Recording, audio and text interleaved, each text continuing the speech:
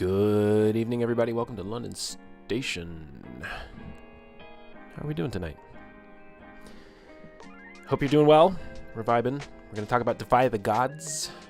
I had a couple choices about what I was going to stream about tonight. And then fate kind of put it in front of me on Blue Sky. Because the developer of the game is at GAMA Expo, which is in Louisville, apparently, right now. And so I thought, hey, I've wanted to take a look at this game with y'all, so why not tonight? I'm sick. If you can't tell, I've been sick the last 3 streams, and I'm just pushing through, so that's what it is. Got my little to-dos here. Business. We got notes we got to go through. We hit 50 subscribers a couple days ago, so that's awesome. That was a cool milestone, so appreciate every single one of you. I also learned quite a few things. First of all, where's my pen? This thing right here. I was like, why doesn't... I mean, I appreciate the tips.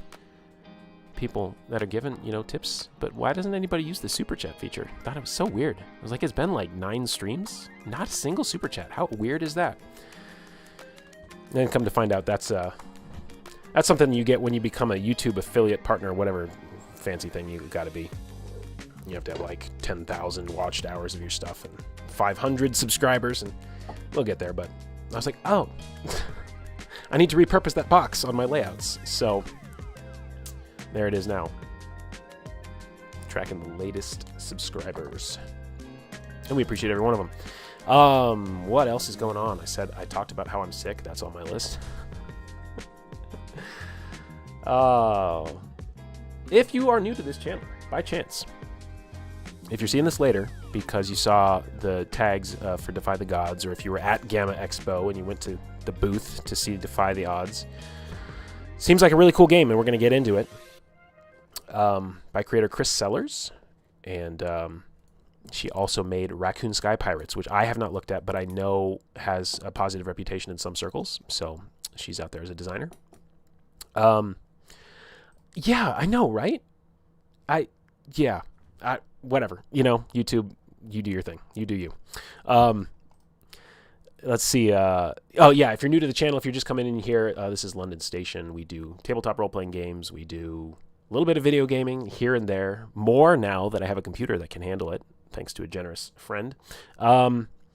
What else do we do? Topical streams. Just this last Sunday, we did what did we hit? Like 2.5-hour stream just talking about relationships and romance and RPGs. I think it's probably one of the best streams we've done. Definitely the most vaudable, if you want to call it that. If you're not interested in a particular game we've looked at, but you want to engage in particular topics, that was a good one. So that was a lot of fun. And what we're doing here today is we're looking at a particular product, and that is why you see the DC in the top left corner. That stands for Discovery Core. So that's the branch of the space station where we send people down to the surface to explore things, have their first contact with them, and or establish a base camp. If we get familiar with a game and we want to keep talking about it for any reason, do what others might call a deep dive. And that's mechanically what we do, but what we're really about is community, friendship, supporting each other, being vulnerable, living our dreams, doing all that stuff. I sing on stream sometimes. I'm going to try one today. Even sick as I am, I found one that I think I could do. And so, since the walk-on music is done, we're going to get to that. I'm going to sing you a little song because it's fun. I was going to pull up a poem, too, that I keep reminding myself that I really like this one poem, and I got to pull it out. So maybe we'll try that, too. I don't know if I'll be able to find it on this computer.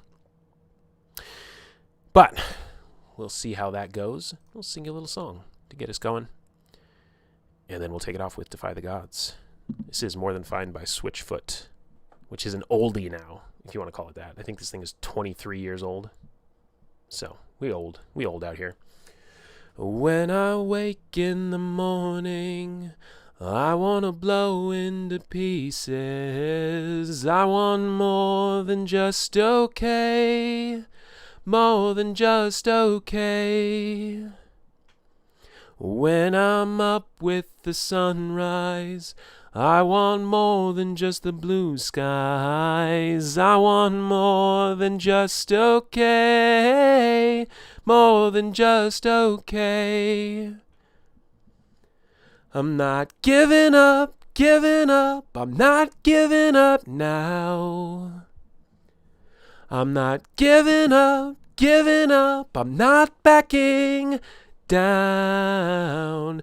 More than fine, more than bent on getting by, more than fine, more than just okay. When I'm lit with the sunshine, I want more than just a good time. I want more than just okay. More than just okay. Okay. I'm not giving up, I'm not giving up now. I'm not giving up, I'm not selling out. More than fine, more than bent on getting by, more than fine, more than just okay. More than oceans away from the dawn. More than oceans away from the dawn. More than oceans away from who we are. More than oceans, yeah, more than fine. More than bent on getting by, more than fine, more than just okay. Thanks for humoring me, as you always do. Like I said, I've been sick, and I didn't sing the last 2 streams. And I thought, that's enough of that. Let's find something I could do with a raspy voice, and let's do it well. So we have. Cool. All right, well, let's get into it. There's no need to wait. I spontaneously remembered that I didn't have Adobe on this computer, so I rapidly downloaded that just a few minutes ago. And I think I set my overlays up correctly. And we're going to jump into, ta-da, Defy the Gods. Quickstart. This PDF is set up as a dual-page view, so even when I set it to single page, it's going to be spread across. So I'm going to do a little bit of zooming around here and there as we read through. This thing's only 41 pages, so I'm thinking we're going to get through the whole thing. But I'm not the fastest. As you may know, if you've been in these streams, I tend to fixate, some might say, or analyze text really densely. I think word choice is important. I think writing is important. I think editing is important. I think there's a lot of professionals that come together to make products. And giving those products the courtesy of assuming, believing that their word choice is intentional and it matters. And you can actually find some enlightening insights into how a game is intended to be run, if that's your jam. Some of you, I know in this chat, don't care how the game tells you it's supposed to be run, and that's all right. We'll try and tease you in with the Mesopotamian vibes and see where that gets us. What else should I say about this game? If you're not familiar with Powered by the Apocalypse games, we're going to see a lot of those elements come up. So if you're not familiar with those and you have questions or you're not understanding how something is, it's not like it's hard to understand. But if you have those questions, throw them in the chat. Of course, we will answer those. That was the last thing I was going to say. So if you do want to do any support today for anything, boop, it's going towards the acquisition of a future backup internet solution because my internet is not reliable and it's killed a stream already. So, well, I got it back, but I had to throw in a hotspot. So looking for a better solution there. As a backup, I'm off here in the wilderness, and so my internet signal is already getting bounced around 3 times before it gets to this computer with a Wi-Fi antenna. It's good stuff for an IT person. Yeah, I don't know. Chaosium is living proof. Editing and layout doesn't matter. As in, you're saying they're bad, and people still buy their stuff anyway? Then they're doing something right. I mean, let's look for the positive. I'm sure they're doing something right. Cool. Powered by the Apocalypse, yeah. Brief history, Powered by the Apocalypse was a sort of gaming movement that started with Apocalypse World in the 2000s. I don't know. And the idea being sort of more of a play to find out kind of philosophy on gaming, and your roles are not simulating reality. So the example I always say is you're not trying to roll a certain number to climb a wall that is a certain difficulty to climb. You're instead rolling to see who has narrative control in that moment. Is it the player and they get what they want?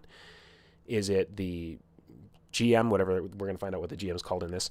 Is it them who gets to kind of decide what happens and layer on some consequences, or is it kind of a mix of both?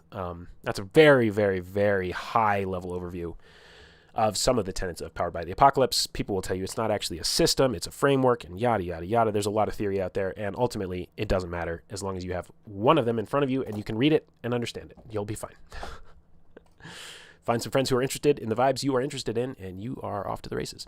So, we did read this the other day in our romance stream, so we're not going to do that again today. Go back there and watch that if you want to see me read that out loud. But we're going to get straight to the introduction here. And there are elements that I'll call out as well that I've seen in other games. So when we get to them, I'll call them out because it's a really neat sort of tapestry of gaming. As you can see, the threads weave together, different elements from different designers and all that good stuff.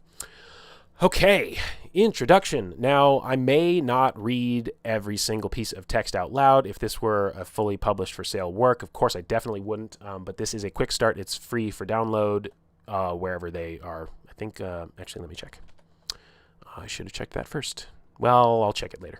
We'll get the link to that. Because it's still in pre-order. So the backing is done.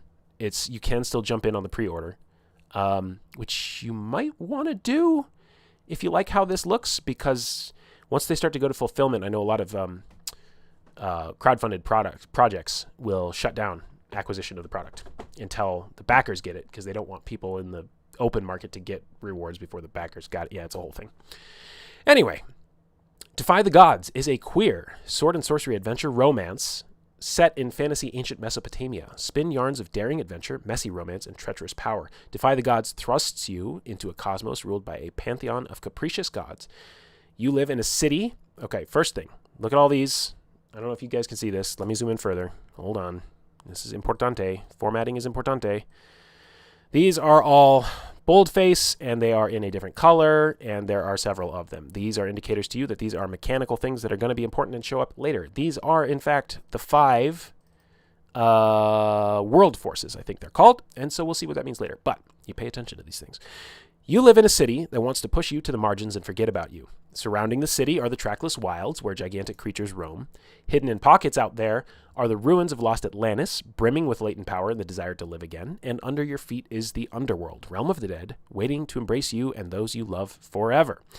You and your friends stand against these forces. You use your unique talents to carve out a space for yourselves. You may rely on the hearts you give others, capital, mechanical. You may rely on the hearts you give others to save you, or you may choose to seize cursed power for yourself and claim your own godlike destiny. Explore a mysterious world, confront dark fates, withstand the wrath of the gods, remain human and vulnerable, or allow power to transform you. So, that's an open question. This game is going to put you in a position to decide between these two states. Do you remain human and vulnerable? Do you allow power to transform you? We got all that from the intro. Not bad, right? Not bad at all. Let's make sure I'm on the right half of the page. Sorry for the whiplash. Defy the Gods is a story game powered by the apocalypse. There you go.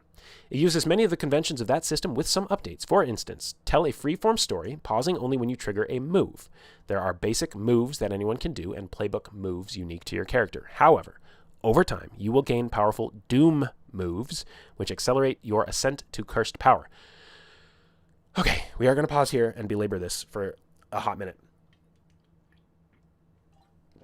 because this is crucial to understanding, especially if you don't have experience with Powered by the Apocalypse games. This language that they use for things is not as readily apparent as maybe they think it is. So, like, what is a move? What does that even mean? Like a move? Like if you're playing D&D, you move your mini on a grid. Like, what are we talking about moves? Is it like a feat? Is it like an ability that you have? It's like, no, it's none of these things. It's a little bit of all of them, and it's a little bit more. A move is, frankly, I still think is a terrible name for what they are, actually. But it's a rules module, okay, that triggers, and it triggers on specific things that it will indicate in the move itself. And what that is trying to tell you is the game is saying, hey, when you encounter these elements that we will see spelled out, when you encounter these elements, we're gonna slow things down, and we're gonna start to portion out some of the responsibility for the generation of the story to other elements like dice. I'm not going to decide as the GM. You're not going to decide as the player. When this type of thing happens, this is the thematic core of what this game is trying to do. So there is a move that exists to capture and reproduce a result that is out of your hands. That's what a move is. It's a rules module that only triggers in certain instances, and it steers and drives the narrative, the story, the mechanics towards the central themes of the game. Okay, that's a move. When they say there are basic moves that anyone can do, that's like saying in D&D, you can move, you can attack. Everybody can do those things. And then playbook moves, which can only be triggered by your type of character, would be more like class feats. But again, they're not feats. They are like rules modules that you bolt on to the story as you go. The Doom moves are their own thing. We'll get to those, if I recall. I read through this like 7 months ago, so it's not super fresh. To make a move, roll 2 6-sided dice and add a stat. However, the stats are epithets, phrases that describe who you are. So this game does not have stats. There are a lot of Powered by the Apocalypse games that do have stats, where it might be your strength, your cunning, your swiftness, and your, I don't know, whatever a good fourth one would be. And so you might roll 2d6 dice and add that stat, and that's going to tell you your result. This game does not have stats. It instead has these epithets, which are like tags that we've been talking about in Legend of the Mist, in a way, like quests that we've talked about in Legend of the Mist. They are core beliefs to your character, and you're going to see when we get further in this game that actually attacking the enemy's epithets is how you defeat them. You actually like attack what they believe, and when they cannot hold onto what they believe anymore because you've demoralized it out of them, it's like they've lost all their HP and they're taken out of the fight. It's really, really neat. Dice results have 3 result bands. However, the bands are miss, glowing, in parentheses, full success, and burning success, where you get more than you bargained for an inch closer to your dark destiny. This is something I first saw in a game called Apocalypse Keys, which is kind of a Hellboy, BRPD, like monsters helping against like occultish stuff game. Also powered by the Apocalypse. And it sort of inverted the traditional rolling paradigm. Usually, in a lot of PBTA games, you're rolling a 2d6 die, which has a bell curve, because there are more combinations of die that result in a 7 than there are in a 3, and that's why it's a curve. And so your usual target window for a miss is from 2 to 6, and then a mixed success from 7 to 9, and then a pure success, we'll call it, clean success. Every one of these games changes the names, too, as they do this. Here we have, well, no, I'm going to confuse you. Normally, a full success is a 10+. So Apocalypse Keys and Defy the Gods here say, no, actually what you want to aim for is the middle. You want to aim for the sweet spot. If you get a 10+, you're still going to get what you want, but you're going to get it too well. And in the context of this game, it's because you're doing it so well that you're attracting the attention of the gods. And like it said in the introduction, these are capricious gods, and they are more than happy to just slap you down. So you can try to invest power in your die rolls, but you don't want to put too much in, because then you risk this burning success, and you take some negative consequences to that. So you're trying to play it in the middle. Okay, a lot of history here. Romance is at the heart of Defy the Gods, where embracing a friend can advance your goals just as far as slaying an enemy. Dare to charm others, risk falling in love, open yourself up to a web of relationships. Kisses can cut deeper than steel. Question for the readers when you read this is this actually represented mechanically, or is the game just asking you to put this in yourself? There is an answer, and we will get to it. All right, let me see what Runelord's saying. Not liking the setup. You were expecting more freeform. We haven't even gotten to the setting creation. Yeah, it's going to be pushing towards a play loop, I assume, of some kind, because it's PBTA. So that is for sure. Defy the Gods is set in an ancient world. At the dawn of writing in a land like ancient Mesopotamia, life is made of fired clay and cast bronze, set to the rhythm of dry seasons and floods. Defy the Gods is a queer game. Your adventurers all live on the outskirts of society, hated by the gods and sustained by the love they share. You don't have to be queer to play it. The queer experience enriches any sword and sorcery story, whether you're queer or not. Now, I am not a gender studies person. I'm not a queer studies person. I'm in the community myself. So that's cool.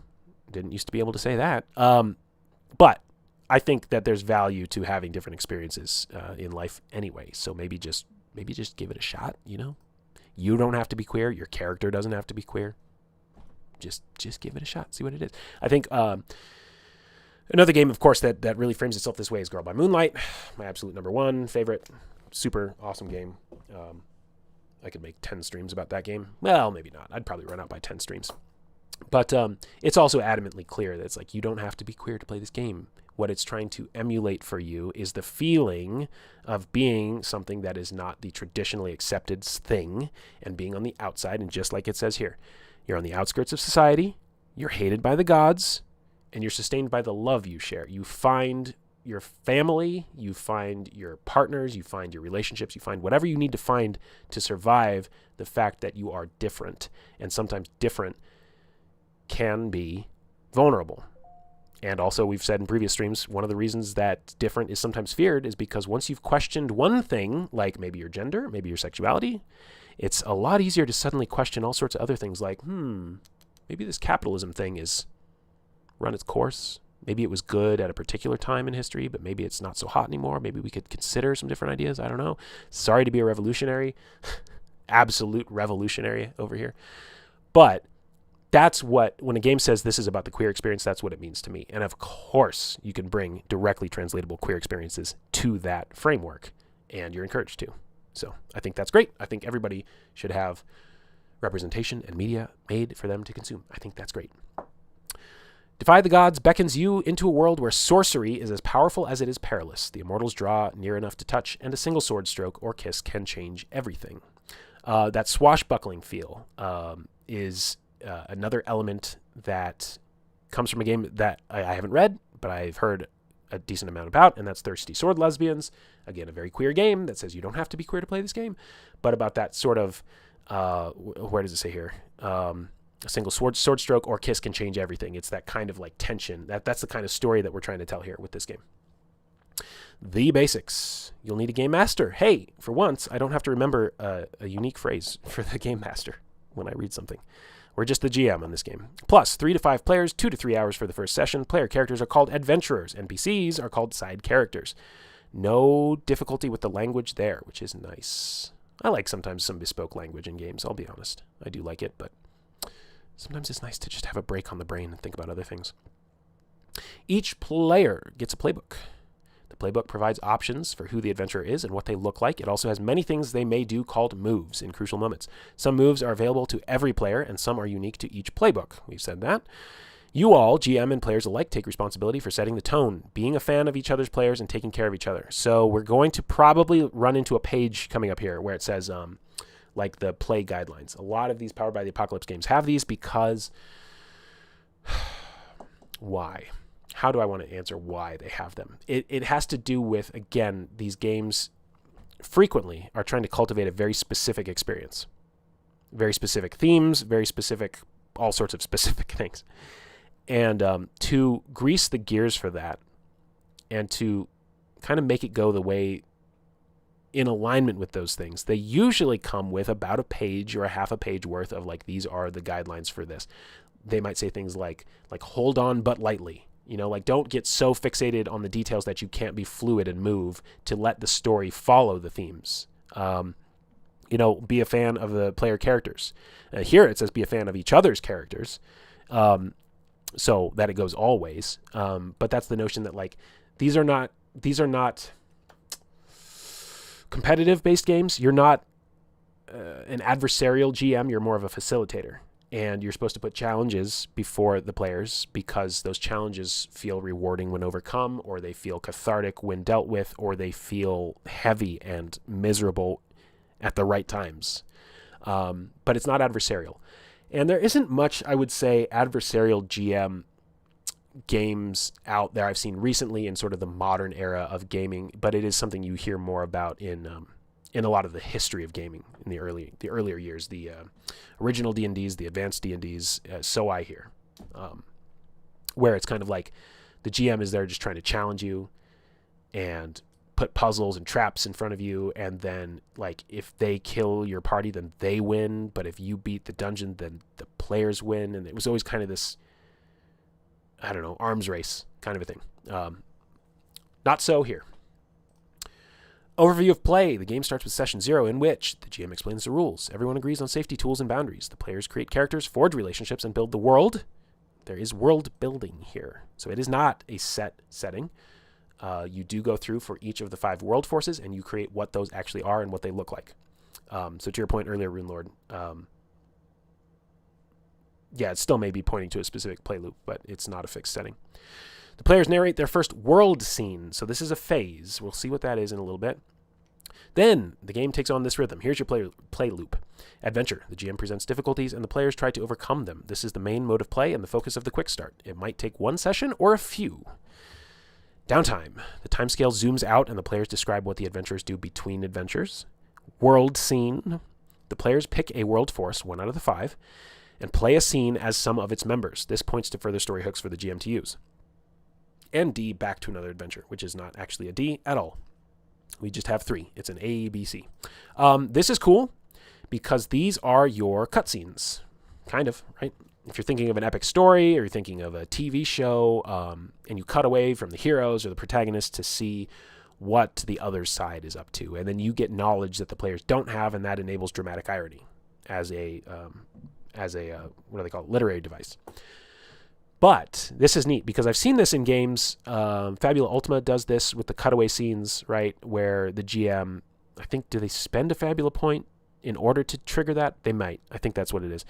And so then they can kind of cut away and show you, what's going on behind the scenes. Very, very JRPG coded in the context of Fabula Ultima. But here you actually all play it together. So you step out of your character and you go play somebody else that is in opposition to you. And so it's neat because you can put your own minefields out there in a way. If you want to play towards a particular tragedy that you want your character to experience, you now flip over to the other side and you can set it up to make it happen. So it's very collaborative in that way. I like that. Not for every game, but it sounds fun for this one. At the end of each session, don't scroll too far. At the end of each session, answer the XP questions on your playbook. If you were taken out of a fight, change one epithet to reflect the trauma. Okay, good. You like the zoomed out play loop. Cool. Yeah, I was thinking about the seasonal play when I was reading that. So XP questions, this is another common PBTA-ism, is that a playbook, which is kind of like your class, not really, but whatever, it's fine. At the end, it'll say like, did you challenge the desire of your heart? Okay. Like you might have a playbook that's all about, love and connections. And so it'll be like, did you challenge that? And if you did, at the end of the session, mark 1 XP for that. It's rewarding you for playing, again, 2 specific tropes. You are not supposed to pick up one of these games and say, I'm going to do whatever I want. Well, you're welcome to, but you won't get XP. You won't get new abilities. You won't grow and mature through the story, and you're going to be stagnant, and you're probably going to die. Because I think you can actually hard die in this game. As you see here, if you were taken out of a fight, you change one epithet to reflect the trauma. We'll get to those. If you want to zip through session 0 and play an adventure all in one session, you can use an adventure like seed like you wait, how I can't read. You can use an adventure seed like the Perilous Amulet, which is it is in the back pages here. Hey, Zipperfest, how you doing, man? It's good to see him. Yeah, we've just gotten started. We're only a couple pages into the quick start of Defy the Gods. I sang a little song at the top, and it went all right. And I'm sick, but I'm reading out okay. So I've got some tea and stuff near me, so we're surviving. During world building, build just the Pantheon and the city. This is for the quick version, right? At the end of character creation, instead of answering world force relationship questions, the players answer questions about their relationship to the amulet, which is some MacGuffin here in this particular adventure. So, hey, look at that. Boom. Apocalypse keys. Nailed it. Safety tools. You may be familiar with safety tools from other games. This game uses a green, yellow, red kind of a thing. I think we know what that means. If not, feel free to download this yourself and read it. Setting boundaries. What's up, Pepper? Yeah, you'll be here in just a second. Good to have you. To set boundaries, this game borrows green, yellow, and red from Apocalypse keys. Divide a piece of paper into 3. For each section, give everyone at the table a chance to contribute, and for the green list, to vote on each other's answers. So you're building the things you do and you don't want to see. Shared creation of tone, and all that stuff. We'll see. I didn't get that impression my first read through, that it was driving you to play doomed characters fated to die. I think it's driving you to walk the razor's edge for perpetuity. Yeah, we'll see. We'll see. Isn't it exciting to find out? Afterward, keep the 3 lists out where anyone can check them. It's hard to know ahead of time everything you do or don't want in your game. Correct. So update these while you play. Good advice just in general. If you decide you're no longer okay with something, it's fine to move it to red. Yeah. I don't want to blow past this like it's not important. It's just the community that's come around this tends to understand the value of communication and safety tools and everything like that. So I don't want to, what's the word? Not pander. Patronize. I don't want to patronize you guys. Regardless of what's on which list, you have a voice. Absolutely, you do. Cool. Keep it close to home. Oh, I read this on the romance stream, and I'm going to read it again because I think this is really important. This world is its own thing. It's not the East, that surprisingly durable fantasy that the West has woven about everything other than itself. The GM's section, portraying the world, has more details. However, keeping it close to home is something everyone, not just the GM, can participate in. Resist the urge to imagine a world of forbidden pleasures and sadistic cruelty or exotic lands and peoples. Instead, imagine yourself in this city. It's home. No matter how familiar you make it, this game will ensure you have wild experiences regardless. Do I want to go down this road? This is the sort of thing that certain groups, individuals, will look at and say, oh my God, this game is so woke, and they're shoving it down my throat. It's like, you know what? Let's just take a break. Let's just breathe. All it's saying is don't use your pre-existing labels, and please come to this with a fresh eye. That's it. Okay? That's it. Truly nothing more. Okay? Cool. And it's not a lecture. It's just saying, hey, treat this thing like its own place. That's it. It's not a lecture. Relax. Everybody relax. We're into the core rules now. And we're going to talk about making a move. Now, we'll see how well my definitions of these things line up to the actual writing. All right. Playing Defy the Gods mostly consists of having a conversation. The GM describes what happens in the world. One or more of the players describe their adventurer's response. The GM describes the consequences, and you all continue. I'm having those moments where I'm streaming, reading, and not processing. So, again, they describe, players describe response, GM describes consequences, and you continue. Okay? GM, what happens? Player, response, GM, consequences, continue. Sorry to be so repetitive. That was for my own sake. However, sometimes the outcome is uncertain, the stakes are high, or an adventurer comes face to face with their doom. Then the rules tell you to pause the conversation and roll dice or choose between difficult options. This is called making a move. This is called a different way to write the exact same thing that Legend in the Mist does. That's what this is called. Legend in the Mist has a Powered by the Apocalypse core. And what they do with their resolutions is they call it, oh God, we're going to mess it up again. Which one's quick and which one's simple? Anyway, they have the quick resolution, which is where the GM just describes what happens. You say what you do, I'll tell you what happens. I set up a scenario, you tell me what you do, I'll tell you what happens. That's it. Then they have the simple one, which is when you bring the dice out. Now, Legend in the Mist goes a step further, and they add in this whole sort of tactical element with the tags and the statuses and the power and the spending to move these things around. Whereas in this game, they facilitate the crunchy details through moves. But it's a similar baseline. When you make a move, your character has the spotlight. Everything else in the story pauses until your move is resolved. So it is like bullet time in the Matrix, basically. Like something important is happening, it's like everything slows down. And we're going to figure out what happens here and exactly here in this moment. Everything your character's thinking, feeling, whatever options it gives you to choose, that all happens in a space removed from time. And then you insert yourself back into time and you pick up and you move on. Your move may then set off other moves, your own or someone else's. Once all the triggered moves are resolved, the conversation continues in its normal freeform way. Every player has access to the base moves, and each playbook contains more specific playbook moves related to that playbook's themes. Let's look at this art for a second. Of course, very queer-coded. And there are a bunch of dark things grabbing at these people, right? So there's no peace here, which if you go back to the romance stream, the excerpt from the very beginning is very clear that there's no peace in this, but it is how you get through your difficult times, relationships that you forge. All right. I'm sorry for the zooming again. To make a move, trigger it in the story. This is also known as to do it, but that can be kind of esoteric for some people. Every move specifies the conditions that activate it, its trigger. So the moves, again, they are rules modules that just sit there waiting for you to step on them. And when you step on them, boom, they pop up with a little flag and they say, hey, do these things.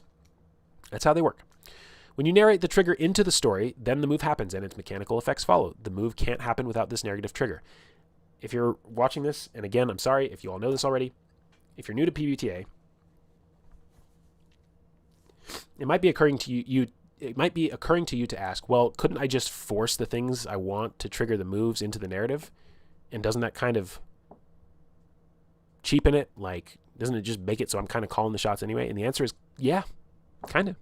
But they're all there to drive you towards the story anyway. They're there to trigger if you're not aware of them, and they're there for you to trigger if you want to trigger them. Because in the end, the game's getting what it wants out of you, which is to go through those steps when those things happen. That's all it cares about.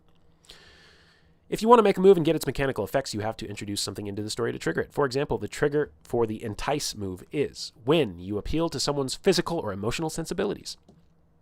If you say your adventurer is flirting with someone, you trigger the move. If you say you want to trigger the move so that you can get all its juicy benefits, the GM may say, what does that look like? Your adventurer has to flirt with or otherwise charm another character. I'm really glad we did the romance and relationship stream before this one, because now I can just say, if you have any hangups about that sentence, go watch the relationship stream, and I don't have to do it right now. Build in the library. No, not every table is comfortable with this stuff. Yes, you do want to get consent with this stuff. Yes, you do want to figure out a way that it works. Yes, you want to have above the table communication about, like, is this too much? Is this too far? You should have gotten hopefully some of this stuff out when you did your red, greens, and yellows, etc., etc. Consent is extremely important. Make sure, check in frequently, make sure everybody's doing okay. All right, great. Stating the player's intention and clearly linking an in-character action anytime a move is triggered keeps the story flowing. It helps the GM and the other players visualize what is happening and how the story changes. If you don't do things that trigger moves, it's kind of like nothing's happening. Because the game is waiting for you to do the thematic things that it's waiting for you to do so that it can do things like put, what do they call it in this game? Burn, we're going to get to. Or like trigger you giving hearts to other characters, which are mechanical things you can tug on to get things out of them. If you don't engage with it, then what are we even doing here? Zipper Fist. I feel like the frustrating part about PBTA games is keeping all of the triggers in mind so that you correctly do the triggers and don't move past them when you should have rolled something. Absolutely. I'll put that back up on the screen. Absolutely. And I have never played a PBTA game with moves. And I'm anxious about it too, for that exact reason. So there's a bit of like work and study that you probably want to put into these sorts of things, and maybe jot down the triggers and try and get familiar with them. And ultimately, if you miss one at the end of the session, you look back and you go, you know what, we missed that. That should have triggered when Romeo said this to Juliet, whatever. And then you just try and you just roll with it and you move on. If you're going to play one game many times, maybe you'll get a GM who's like the expert at that iteration of PBTA, and they can just kill it every single time. So yeah, it is a challenge. I will say when I was trying to read Apocalypse Keys in particular, I was very particularly overwhelmed by the number of moves in there. And they don't all come into play, right? It's the playbooks have to choose which moves from their playbook. Then you just have the basic moves that everybody can do. So it's not every move that's in a given book that you have to know, but you do have to know them, and it's that's one of the areas of effort you have to put in as a PBTA jam for a game with moves. Legend in the Mist does not have moves. Offworlders, which was the game I was recommended to learn PBTA, did not have moves. So I was spared that.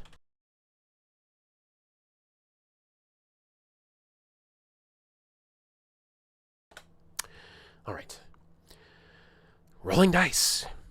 Most moves tell you to pick one of your epithets, special phrases that describe your adventure, then roll 2 6-sided dice. This is called invoke an epithet and roll. You sum the 2 dice and add the epithet's worth, which is a number between -1 and +5. This gives you your result. That sounds way more reasonable to just, to just go I agree. 7 or less is a miss. You don't get what you want. But some interesting complication happens. You also mark 1 XP. I like this. I've always liked this when I see this in PBTA games. It softens the failure, you know. People can get kind of grumpy if they fail. I don't know if you know these players. You've had these players, surely. Where they're just a sourpuss when they miss or they don't hit or they don't get to be the hero or do the awesome thing. And it's like, you know, really the dice haven't been going your way tonight, but like you're really bringing everybody down. But here you can say, hey, well, at least you got an XP. Thinly veiled, but it works. 8 to 10 is a glowing success. You get what you want, period. End of sentence. What's the GM do here? Nothing. I don't think. We'll find out if I'm right. But I'm trying to build to a point here. 11 or more is a burning success. This is not a good thing. You get more than you bargained for. You may have to mark fire. That's what it's called. Fire could be thought of as kind of your stress track in this game. We'll see how closely that maps to stress that's involved in other systems like Blades in the Dark and all the other Forged in the Dark family. We will see. Whatever the result, it always pushes the story forward. Sorry, guys, I'm doing the language thing again. Does it say, whatever the result, you should push the story forward? No, it does not say that. It says, it always pushes the story forward. Meaning, if you don't, you are doing it wrong. Okay? Games like Pathfinder 2 or tactical games like, I don't know, Draw Steel or something, they are balanced mathematically. These games are balanced for pacing. You have to pay attention to the pacing that it tells you to use. Even though this is a common one, you know, fail forward, and as many hundreds of articles as there are about failing forward out there in the world, language is so important. And I'm building a niche for myself as being that guy in RPG spaces, but like, come on. It does not say you should. It says it always does. Even a miss changes the story. It is never as boring as just you fail. Example. I tend to skip examples when I read rulebooks, and it always bites me in the butt. So we're not skipping examples today. I'm going to teach you guys good habits, not my habits. Girl by Moonlight in particular. There are things that you will not understand that only show up in the examples. Now, I wish that weren't the case, but there were times where I was like, I could see this rule being applied in one of two ways. I go read the example and I go, oh, got it. So we're learning and growing, we're being better, and we're going to read examples. Malika is playing Melem the Sailor, and she's about to make a move. She chooses to invoke her epithet, Who Seeks Out the Unknown. So she's Melem, who seeks out the unknown. That's who she is. One aspect of who she is. Which is worth +3. She rolls 2 dice and gets a 3 and a 5. Together with her epithet, this totals 11, which is a burning success. Sorry, sometimes I'm pausing for dramatic effect, and sometimes I'm pausing to catch my breath. Because I'm still sick. What have I done now? There we go. Okay, zooming, scrolling, moving. There we go. Dice are for players. Only players roll dice. The GM has several moves that they can make. See page TBD. But they are more like suggestions for where to take the story. The GM decides on a move that fits the current scene, and it happens. Okay. Loud and clear. You're back from the past. Welcome, Pepper. Gotta read the book fiction and play showcases. I don't know what it is about me, man, but I'm like, nah, that's somebody else's fiction. I'm going to go create my own at the table. I don't want to read yours. But as we saw, Legend in the Mist, Hearts of Ravensdale turned me. I'm not bitter about it at all. The GM may assign I skipped something. There's no move for this. When you want to do something, but there isn't a move that fits, you may still be able to do it. Just say what it is. The GM may assign a mechanical cost, or they may ask you to go ahead and describe it in a freeform way, or they may say it doesn't fit for whatever reason. When there isn't a move for what you want to do, it simply means it's not close enough to the themes of the game or your playbook that you have specific mechanics for it. Yes, sometimes that means it's not appropriate to the story, but you don't need a move's permission to do something, just agreement from your fellow players. Anything that isn't a move is part of the conversation. This is maybe, I'll be honest, this is maybe a little heavy-handed for me. Because we already said, if a move doesn't trigger, then the GM describes, player describes, GM describes. We already had that in the rules, right? So what this is doing is it's just taking what we've read so far and it's trying to say again, hey, this is a game about themes. Maybe if you find yourself constantly doing things and you're like, there's no moves triggering, like I was talking about before, this is to remind you like, hey, maybe start doing things that are in the rules because that's why we're all here. As a suggestion. Don't know. Okay. Epithets. This is going to be cool. You guys are going to love this. I know you are. Epithets are phrases that reflect a character's values, principles, and reputation. Both adventurers and side characters have them. Your adventurer's epithets. And adventurer's epithets are succinct, double-edged descriptions of how they act. This is all in bold and in that fancy color. That means it's important. The full rules have more details about this definition. We don't have the full rules, and that's okay. When a move tells you to invoke an epithet and roll, you pick an epithet that describes how you are making the move and add its worth to your roll. This epithet is the aspect of your reputation that you're laying on the line for this move. I told you it was cool. It's cool, right? Someone say that's cool. It's so cool. The beliefs that you have, the things that make up who you are, when you use them to affect the world, you are putting them out at risk. Just like life. Love it. At game start, at game start, epithets are worth at least +0 and no more than +2. When you max out your XP track, see advancement, you can increase the worth of an epithet or add a new epithet worth +0. An epithet worth +0 is more likely to result in a miss, but sometimes it's the one that best describes how you're acting. An epithet worth +3 is equally likely to result in a glowing success or a burning success. I love when PBTA games use literally anything other than static stats. Yeah, it's fun, right? You know, as a treat. Just as a treat now and then. Maybe don't use stats. This is also cool, and I appreciate this from Chrys, that she's saying here, like, hey, by the way, some people are going to figure this math out anyway, and the people who are not math inclined might not. So let me just tell you, this is the relative power of an epithet at +0. This is the relative power of an epithet at +3. You can figure out what it means to be in between that.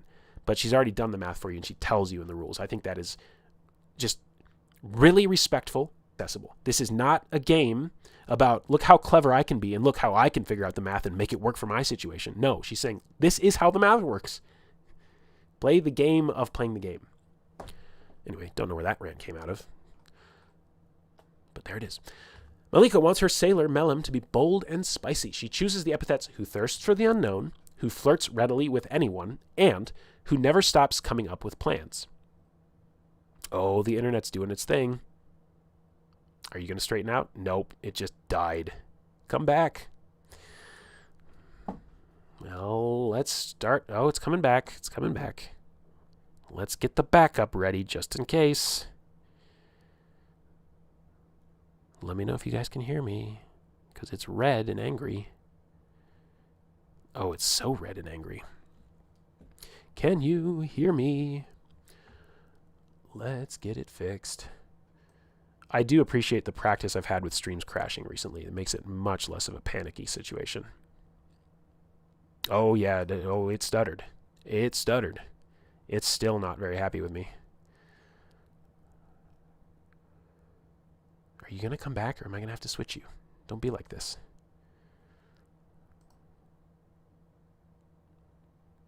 Grumble, grumble, grumble. Okay, if you can hear me, yeah, it's coming. If you can hear me, stay right here. I've learned things. I know how to get back to here. I don't have to relaunch the stream. So just hang out here for a minute. I'm going to switch, unless it's going to start behaving. And we should be back. Things are green, and I'm happy about it. Let me actually plug this in so it's getting some power. Do that. All right, I will wait for someone to let me know that you're all alive and well.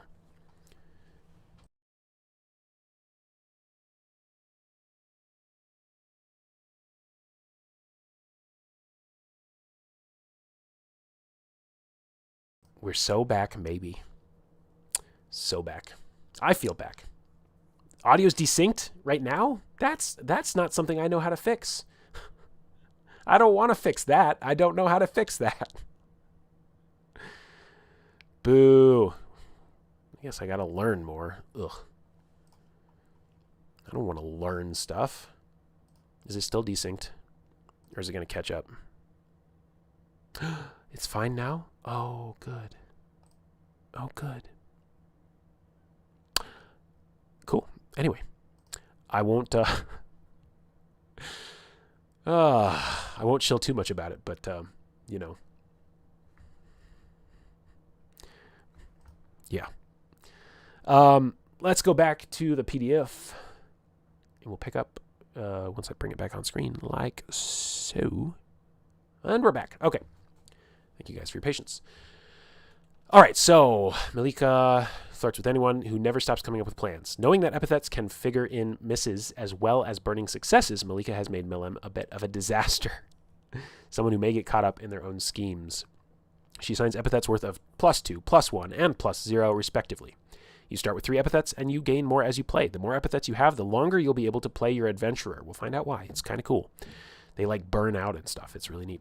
This is because over time you will replace your epithets with dooms, a special kind of epithet described later. Let's look at some art. It's pretty cool art.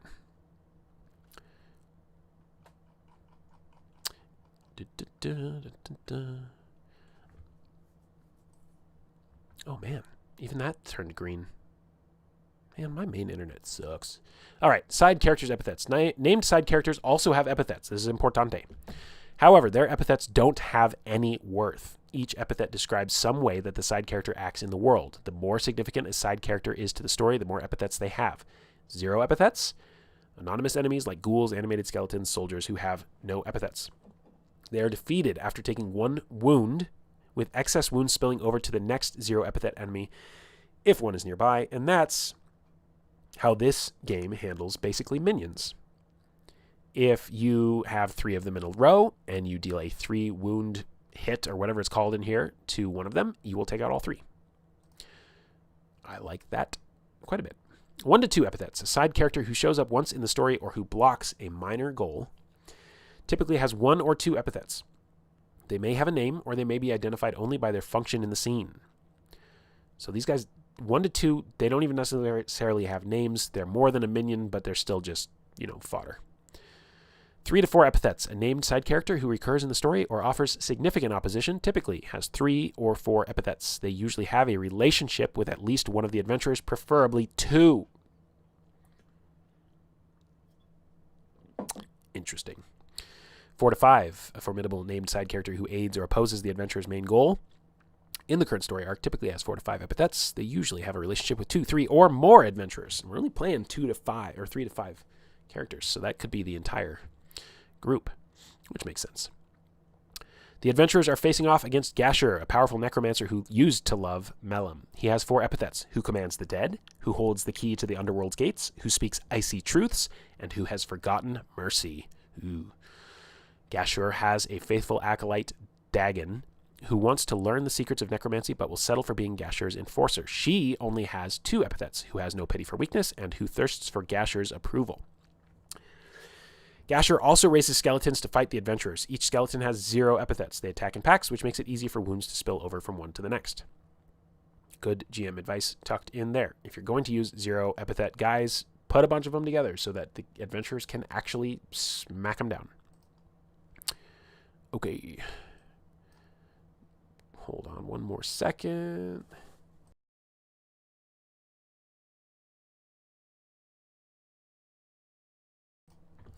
Wounds. Your adventurer's setbacks are measured in wounds. Wounds modify epithets and can be physical or emotional.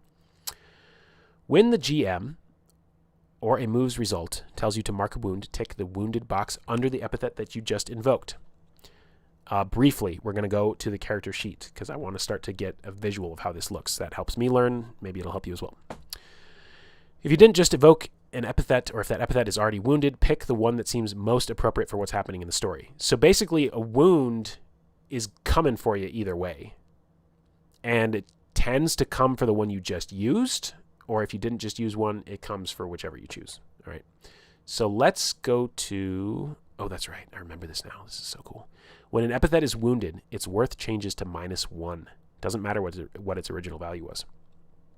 So you're incentivized then to put the wounds onto your worst epithets, kind of, but also remembering that if you have too high of a bonus in an epithet, it risks getting burning successes anyway, so maybe there's a trade-off there. It's not worth 1 less than normal. If, for some reason, you need to invoke this epithet for a move, you will roll 2d6 and subtract 1 from the total. You may also wound an epithet by failing to live up to it. Okay, so here's your Legend in the Mist Abandon. If this was your quest, and you had an opportunity to pursue your quest or uphold your quest, and you do not, then you mark Abandon in Legend in the Mist. Here, you will take a wound. That epithet will go to -1, and as we read on, more stuff will happen. You, the GM, or another player may call out when they think this has happened. When the result of a single move directs you to mark 2 or more wounds, assign each wound to a different epithet, picking the ones that seem most appropriate. So you cannot just stack them all on 1 because wounds are binary. They're either on or they're off. If it's on, you're at -1. If it's off, you're at whatever you're at. But you can't double down. Some moves tell you to take wounds as directed. This usually means you mark 1 wound. However, when finding a powerful side character like a giant or a god, you may need to mark 2 or 3 wounds as the result of a single move. For this reason, it's good to wait until you have more than 3 epithets before taking on a world force directly. This is pacing guidance, again. We don't even know necessarily what that all means, but we know that it's a truism of the balance. The GM should signpost clearly how dangerous an enemy is before you make a fighting move. Also, direct advice. You should know what you're getting into. You may not know move by move what you're getting into, but you should know before you start making those kind of moves. So the GM should pause and call that out. All right. Give me 1 second here. We're going to come back over here because I got to check something to make sure it's still working. How do I do this? Bear with me. Refresh a thing, but I know how. I go like this, and I go to here, and I do this, and I grab that, and I put that URL in here, and I refresh it, because I'm a professional. Okay, cool. Now, when we come back over here, I'm going to get us to a character sheet briefly, so that we can kind of get our bearings. So this is the Revenant. This is one of the playbooks. There's a bunch of cool guidance here. Actually, let's just take a moment and look at a character sheet top to bottom. And maybe we'll pick something we think is cool. The Sorcerer is complicated. Let's not do that. The Wolfling. That sounds fun, right? The Wolfling. I wanted to zoom in, not scroll, Adobe. Thank you. You are wild, though you were born human. Oh, good Lord. Giant animals raised you as their own child. You have found a new human connection with your friends, even if you sometimes act in ways they don't understand. The world sees you as ugly and wrong. It wants to tame you, civilize you, and wash away everything that makes you who you are. So you choose a name. They have a bunch of suggestions. Straight up name suggestions, and then... sorry, this is really impossible for you guys to see, isn't it? There we go. Oh, and then it gives you guidance. A fierce name, a nuzzling name, a human name in place of my unpronounceable real name. So maybe your name is not your name. Describe your gender. Pepper, you should love this. Like when we were playing No Man's Sky. The genders were like incomprehensible. Prime, alpha. Describe your gender. Sun's first golden rays. Flood. Lightning on the cliff. Moon phase. Iron tang of blood. First fiddlehead fern. Changing with the seasons. Unmarked other. Oh, right on. Cool, cool, cool. Yeah, you're in for a treat when you get here. Choose your pronouns. Choose your foster parent. Bunch of suggestions. Kind of world building in the names there. Face, watchful and staring eyes, mouth full of sharp white teeth, inscrutable and expressionless, full of unrestrained emotion. Now, I think there's guidance when you go to create a character. It says, look at these and like pick 1 or 2, and they become kind of your defining like main traits. Subtly expressive, as if your ears could move, snarling. Your body, lean as a bone, thick as a rhino, gracile. Ooh, we're learning new words today. Gracile. Cool. Never heard that word before. I can see from context what it means, though. Sinuous and coiled, solid and round, hidden and camouflaged, dress in furs, horns, and hide and tail, tree bark, striped with mud and berries, unadorned, outlook, additional details. So it gives you a really rich kind of, choose your own character kind of thing from these elements to kind of cement you into the world of the game, at least. You're going to have some relationship questions. These we'll get to. World force questions. How do you relate to these things? This reminds me a lot of when you're doing the world generation in Girl by Moonlight, and together you work with your group and you're like defining like what is profane and what is sacred and how do we not fit into either of those. I assume it's kind of a similar thing here. You got a place to track your hearts, which we'll get to. You have a special heart move, which we'll get to. You got your XP track, which is 5. You want to get 5 XP. You get XP for every failure. And at the end of your session, you answer these 3 questions. For the wildling, did you help a human embrace their feral side? Which means that you should be looking to do this while you play. Mythopoetic genders, that's right. Did you understand your place in the wilds better? Did you confront a human with the senselessness of their ways? So again, the game is telling you, you're taking this playbook. These are the things you're supposed to be doing to get your XP, to play the game, to get your rewards. Fire, we briefly touched on. Mark fire when a move tells you to. When you max out your track, it triggers the move Defy the Gods. So you literally start to draw the ire of the gods if you fill this out, which is a whole vibe. And here we are down to the epithets. This is why we came here. Suggested epithets, we're not going to read those, but this is what they look like. They're just like these little cards. And you have your value. You have whether or not it's wounded, which again is binary, on or off. You have where you write the epithet here in the middle, and then you mark it as a doom epithet or not. They are essentially extra powerful ones, but there's some other stuff to it that we'll get to. This playbook is not a furry. They are raised in the wilds. Though you were born human, giant animals raised you as their own child. I guess depends on your definition of furry. But that's just one of the playbooks.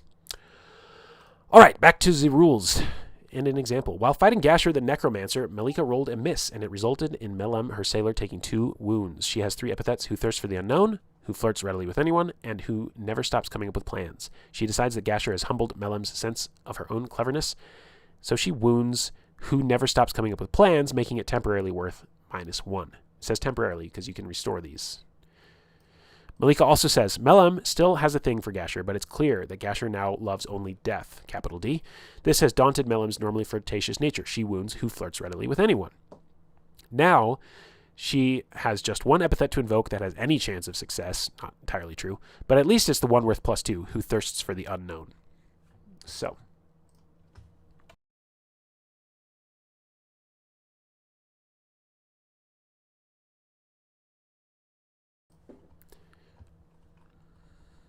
Serial and stream. Wow. Welcome in, Logan. This game's pretty cool, man. Maybe this will be the game I teach you pbta on. Being defeated. When you have wounded all your epithets and are wounded again, you are defeated, rendering you helpless for the rest of the scene. You may still participate in the story, but you can't make moves. The GM has a lot of leeway to say what consequences you suffer, whether your friends can help you, and what further mechanical effects happen. Usually, the more interesting story is for your adventurer to suffer extreme consequences, drastically altering their life, rather than simply dying. However, in some circumstances, you and the GM may decide that the best result is for your adventurer to die. Having said that, in this game, the underworld is a real place, and the boundary between it and the realm of the living is porous. Your dead adventurer may find their way back, either to resume their old playbook, or, more likely, to take the Revenant playbook. So, yeah, not a game about grinding you down until you die, because even death is porous. If your adventurer goes on living, then at the end of the session, you'll change one of your epithets to reflect the lasting trauma from the conflict. Rewrite the epithet to reflect what this traumatic moment has taught you. For good or ill, its worth remains the same. So, if you are defeated, meaning all of your epithets got wounded, and then you take another wound, at the end of the session, you change one of them and reflect how the experience has changed you. For good or ill. So that's pretty cool. So even like getting defeated is kind of fun because you get to reinvent yourself. That's fun. Yes. Yeah, for sure. Because if you use your best epithet and then they come back at you and they wound it directly, then you're down that epithet. So it's not a game of just like jam your best thing all the time. It's like, you know what? We're here to see what happens. Just follow the fiction, follow the story. Exactly. Yeah. Okay. Healing. There are 2 ways to unmark your wounds. Clear all of your wounds during downtime by choosing healing as one of your downtime actions, or clear all of your wounds when you engage in your special heart move. I love that. That feels so magical, girl.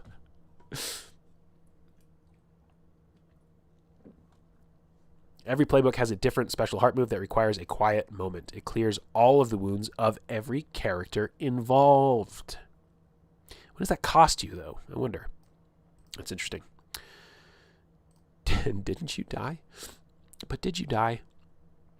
Your special heart move is triggered by a moment of intimacy and calm. Intimacy can be a tumble, a mutual recognition of trust, or some other shared time together. It could even be in the middle of the action. If you can take a quiet breath together. Generally, the briefer the moment, the more profound it needs to be. Absolutely. You love Ghost Playbook. Shout out to Blades. You can have Blades. I am glad you love it.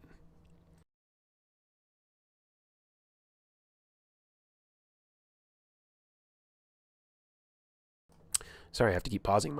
My body is deciding it's almost done being sick, and it's getting rid of everything it doesn't need. Wounding side characters. The same moves that wound you may inflict wounds on side characters. A side character's epithets reflect their strengths. When you wound a side character, the GM crosses out one of their epithets. Now remember, side characters don't have values to their epithets. They just have them. So when they get wounded, the GM just goes like, this was a 2 epithet character, now they're a 1 epithet character. So you see how you're defeating them, right? You're defeating them by doing wounds, but the wounds are actually affecting these truisms, these statements about who they are, what they believe. And I think that's really cool. I think it's so cool. Because they change then in reaction to it, right? They change based off of what they lose. I think it's neat. You can wound an enemy's epithet by making a fighting move or by invalidating the epithet in the story. Oh, snap. You just basically can just... Oh, man, that's great. You can just invalidate their epithet and be like, that's not true anymore. You're literally weaker now. You are literally less than you were because I just proved you wrong or whatever.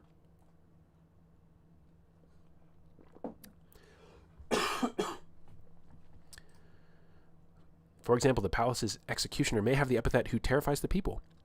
If you make him look ridiculous and ineffectual, that epithet is wounded and the executioner is 1 step closer to defeat. Cringe damage, yes. Oh, it's like, you're not so tough. And he's like, oh, I am a tough guy. When you cross out all of his side characters' epithets, they are defeated.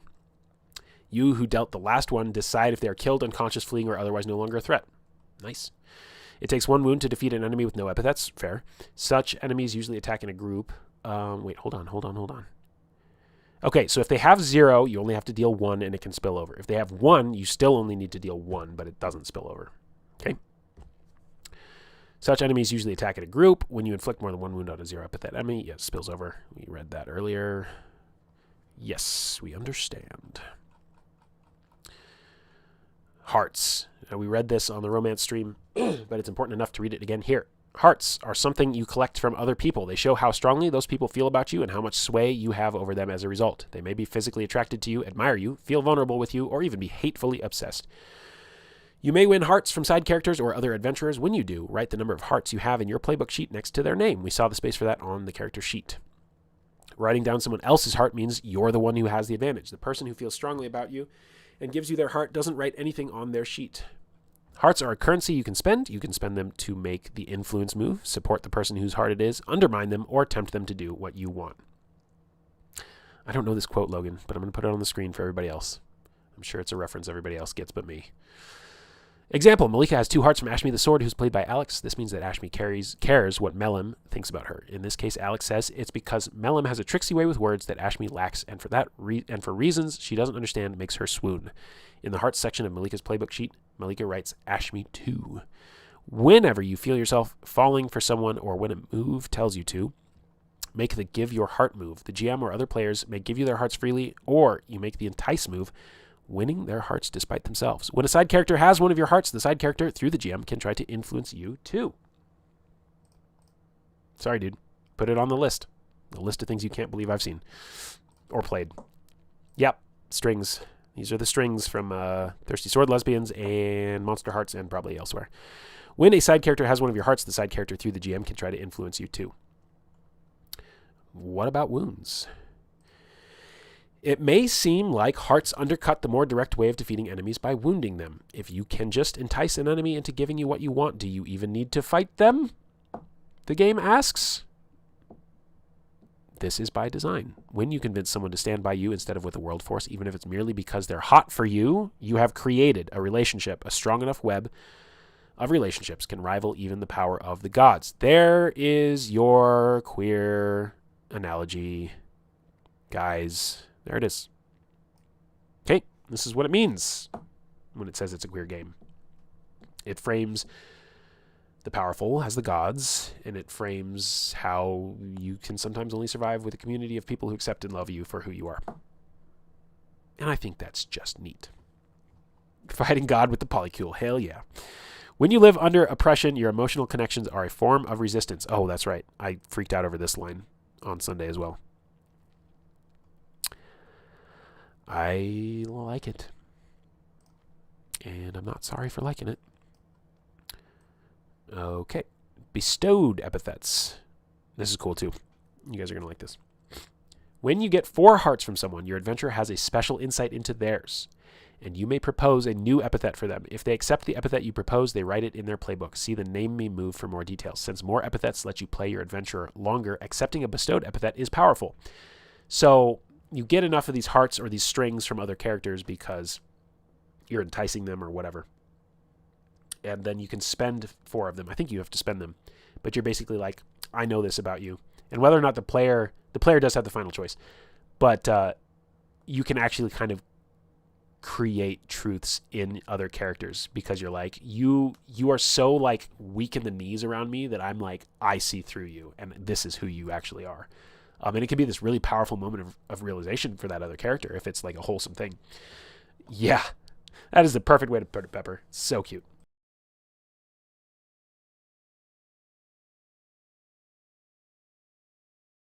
It is cute indeed. Or, it could be not cute, but like, the fact that you said it was cute says more about you than anything else. Fire represents your indomitable pride. It is the face, or in the face of immortal gods. Such pride may be hubris, but it is yours. Certain moves tell you to mark fire. Hold on one second. Indicating that your spirit is blazing bright. When they do, mark 1 box on your fire track. Okay. This is usually because you rolled a result of 11 or more, a burning success. When you fill your fire track, your pride has caught the notice of 1 or more of the world forces. Make the Defy the Gods move, see the basic moves section, to find out what happens. We're going to go read that now, because we want to keep this concept tightly together. Depending on the result, you may be humiliated, stand defiantly, or rise up as a godlike being yourself for just a moment and advance towards your doom. Let's go to the sheet, and we will find we're looking for the Defy the Gods move. Okay. I'm going to go like this. Here it is. Oh, that's chunky. When you deal a humiliating blow to a mighty world force by filling your fire track or otherwise, so narratively, if you humiliate a world force, this will still trigger. First, ask who among those present will stand with you. Ugh, the drama. Then roll 2d6 plus fire. Okay, so if you've filled your fire track, your fire is 4. So if you filled it, and this is triggering because it's filled, it's 2d6 plus 4, which means you're likely to get a burning success. If you triggered this by humiliating the gods, your fire could be anywhere from 0 to 4. Only those who stood with you can make the influence move to adjust your result. Ah, that's so cool. This is like Anime Showdown. You love to see it. On a glowing success, you wound the world force, invalidating one of their epithets. Oh my god. You're literally like fighting the system. It's like the system of oppression has HP and you just damaged it. That's so cool, guys. Say how you stand proudly together, then you and all who stood with you do the following. Lose your glory, returning to mere humanity, clear your fire track. We haven't touched on glory yet. Lose all leverage with the world force, discard all hearts of theirs. Grow closer. You now have a total of 3 hearts from those who stood with you, and they have 3 hearts from you and from each other. Grow and change. Rewrite one of your epithets, increase its worth by 1. The world force gives way, but you have triggered a reaction move in a later scene. Wonder what that is. On a burning success, this is when you roll too high. You briefly take the place of the world force, wounding them and invalidating one of their epithets. Say how you rise to godlike power, spurning any being's commands. All who stood with you mark 1 wound, then you alone do the following. Keep an ember of your glory, set your fire track to 1. Oh, so glory's not a thing. That's just what they're saying. See ya, Logan. Thanks for jumping in. And good luck on your recovery. Extend your power. Take a new Doom move. If you already have all the ones from your playbook, take 1 from another playbook. Become more monstrous. Override an epithet with the Doom specified in the Doom move. Give it a worth of +3. Ask those who stood with you how terrifying they find you now from 0 to 3. You now have that many hearts from each of them. Oh my god. They do not gain any hearts of yours. The world force gives way, but you have triggered a reaction move in a later scene. On a miss, you make a feeble but personally meaningful gesture. The world force exacts immediate vengeance for your insolence, humbling you and all who stood with you. The GM will say how. Then you and all who stood with you do all the following. Lose your glory, returning to your humanity, which means clear your fire track. Suffer the world force's punishment, take wounds as directed. Gain +1 heart from those who stood with you, and they from you and from each other to a maximum of 3 hearts. That's a lot to take in. But the game is called Defy the Gods, and the move is called Defy the Gods, and this is what it's all about. You're building up through this play loop to the point that you challenge the gods, and you hope you don't burn too hot or too low, and you shoot down the middle, and you basically damage them. And if you can keep doing this, eventually, I guess, presumably, the idea is that you defeat the world forces without losing yourself in the process. Does that sound fun to anybody? Does that sound cool? I think that's amazing. This is not having read all of the rest of the rules and this just being a quick start. This is what it's all about. This is the end game of this campaign idea. So, I think that's pretty cool. And we're back over here. This must be a rune thing.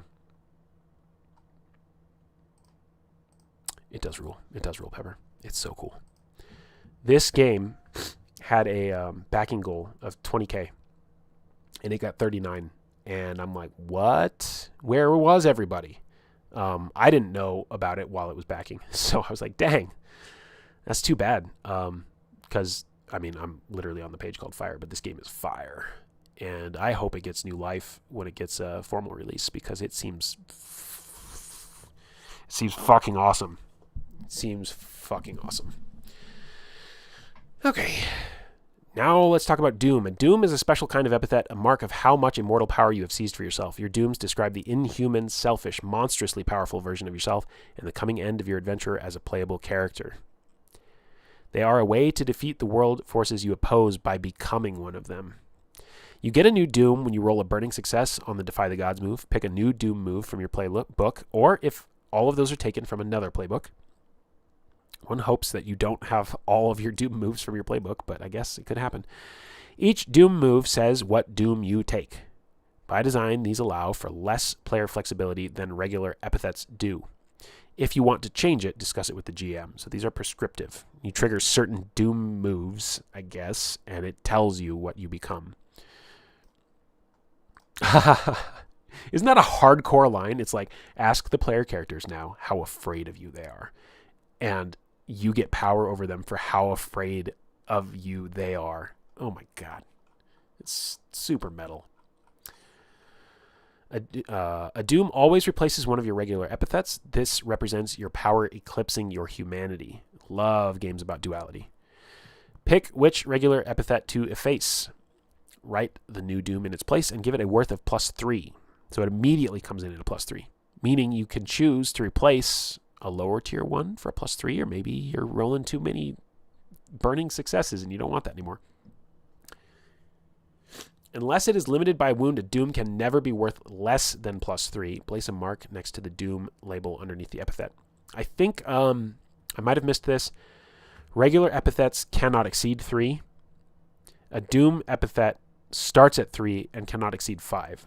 So you can get more experience and you can put more into your doom epithets than your regular ones, which means those doom epithets will trigger burning successes more, which will trigger fire more, which means the more you use your powerful doom thing, the closer you come to becoming the thing that you're fighting against. And that mechanic is pushing and pulling you there. Oh, that's cool. If you recall that someone else gave you the regular epithet you're losing, discard all the hearts you have from them. As you lose any sway you might have held over them, if a traumatic event gave you the epithet, that trauma no longer defines you. That made me tear up a little bit. So our cute move that Pepper was talking about, where we can give somebody a new definition of who they are. It's like you've fallen for me so deeply, I can see who you really are, and I can call out that aspect of you, and you can now use that mechanically. If you lose that to a doom epithet, it just cuts off that relationship. You can still play it, but all the hearts are gone. That is the face. That is the face you make when that happens. But this is a cool upside too. I mean, if a traumatic event gave you the epithet, remember, a traumatic event giving you an epithet is when you have all of your epithets are wounded, you take another wound, you're basically defeated and you're out of the scene. But when you come back into the next play loop, I think you clear all your wounds, right? Or maybe that's a downtime thing. Yeah, because you got to heal.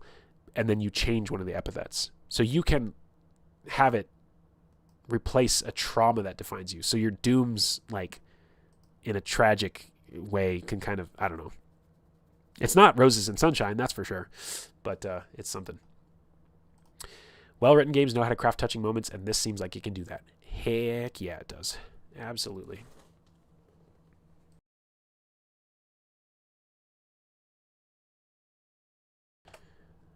Someday I'll be able to breathe again. It's going to be great. Yeah, touching / memorable, 100%. Yeah, because if this happens, at your table, these are the stories you remember, right? Heavy. You can invoke a doom just like an epithet. Like an epithet, a doom describes a way that you act physically or emotionally, and it is double-edged. It reflects one facet of your emerging immortality. The more epithets you have, the more dooms you can take before losing your character, right? Because if you have fewer of them, it's easier for them to all get filled and for you to get taken out, and then replacing epithets with trauma epithets and so on and so forth. The more epithets you have, the more dooms you can take before losing your character. Also true. You gain epithets with the Name Me move. See the basic moveception, which we know is when somebody somebody has 4 hearts of yours. They can use this to give you a new epithet and basically extend your life expectancy by finding a new core thing about you and sharing it with you that you found out because you were tightly in a relationship with them, even if antagonistic. Next page might not be YouTube friendly. Thank you for the warning. I will do what I can to skip that. When you eclipse your last epithet with a doom, it is the end. Your adventurer hasn't died, but they have finally destroyed their humanity. Hand the adventurer to the GM to use as an antagonist. They are now a powerful world force alongside the others. Thanks, Pepper. You're the best. You're the best. Thanks for looking out for me, because I would not have even thought of that. Again, when you replace your last epithet with a doom, it's the end.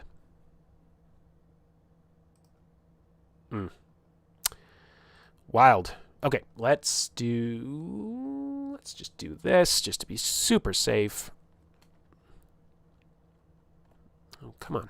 Come on, Adobe. Pepper, next page was about XP. Oh, that page. Okay, I got you. Yeah. That probably would not fly. Let me just read some of this to you, and I just won't show the art on the page. This is about XP and advancement. We know when you miss, you mark a box. What else? For your advancements, you can take a new playbook move. If you've taken all of them, you can take them from another playbook. You can increase an epithet's worth by 1 to a maximum of 3, or increase a doom's worth by 1 to a maximum of 5. So I did remember that correctly. The more an epithet is worth, the less likely you are to roll a miss, although burning successes also become more likely. Or you can give yourself a new epithet worth +0. The more epithets you have, the longer you'll live, because you believe in more things, and you have more things that can turn to dooms before you're gone. You can have up to 5 epithets.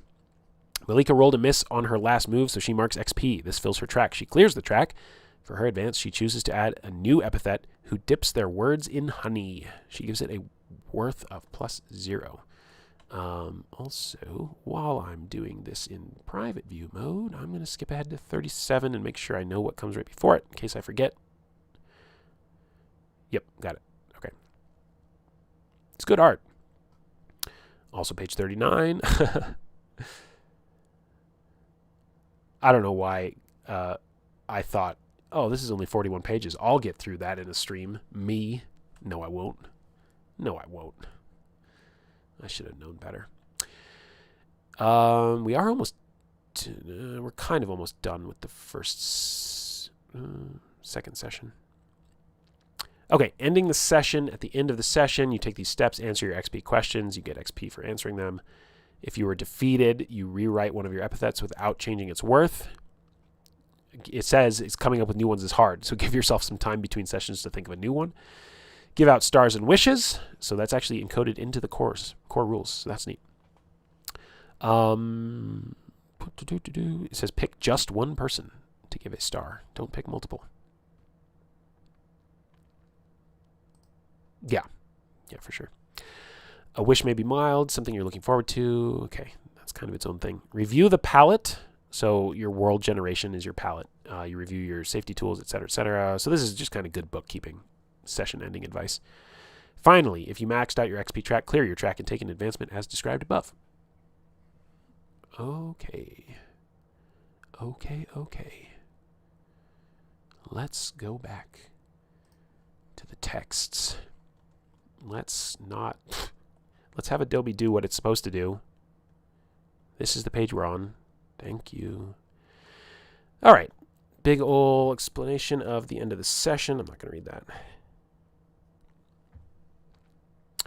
And the checklist, the simpler version, is there. Okay. Downtime in the world scene. So now we've finished the session, which is the... I just flipped to the art because Adobe is a butt. Oh, well.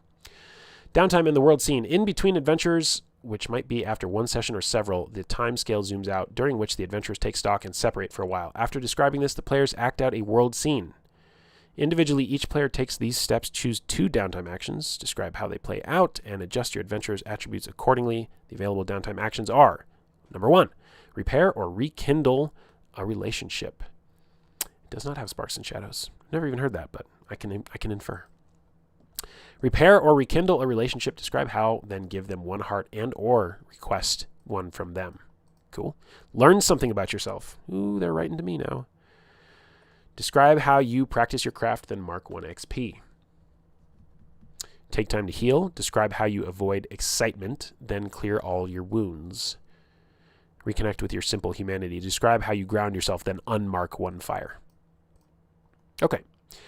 So you're either getting hearts, XP, clearing wounds, or unmarking fire, basically. If your adventure has changed, you may adjust your epithets. Choose 1. If your adventurer's nature has drifted, nudge 1 epithet's worth up by 1 and another's down by 1. Say how this reflects your changed nature. Keep within epithet's allowable bounds. Ah, very good. That was some of the stuff the Trespasser streams were coming out right when I kind of dipped out from the world for a while, so I missed those. If your adventurer has changed so much that a regular epithet no longer describes them, rewrite it. Say or invite another player to say how your adventurer has changed. Normally, you can't rewrite dooms. Check in with the GM if you want to change a doom. Okay.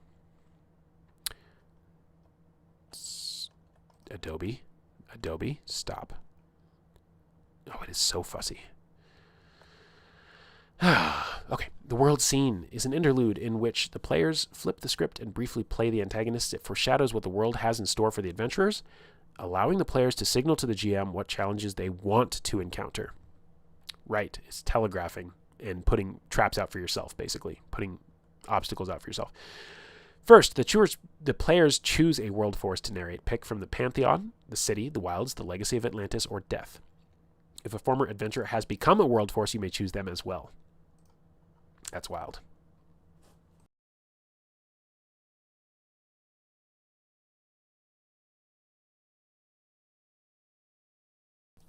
Next, the players decide what question the scene should answer. The GM should listen to the players and help them reach a decision. The question should touch on the adventurers' lives directly or indirectly, their actions, perceived loyalties, anticipated next moves, or a threat they haven't encountered yet. Based on the question, the GM frames the scene, proposing who in general is in it and where it takes place. If the players have strong opinions, go with it. This is when they get to tell the GM what they want to see more of. The GM will retake control once the interlude is over. There he is. That's my buddy Say.